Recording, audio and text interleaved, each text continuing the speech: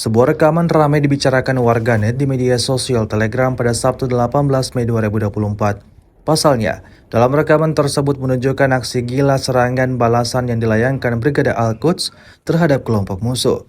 Berdasarkan pernyataan Brigada Al-Quds yang dituliskan dalam narasi unggahan, mereka menyatakan telah melakukan pengeboman dengan meluncurkan rentetan mortir kaliber 60 terhadap kumpulan kendaraan musuh dan pasukan IDF. Tepatnya di dekat pabrik Al-Dagal di Gunung Al-Kashef, sebelah timur kota Jabalia.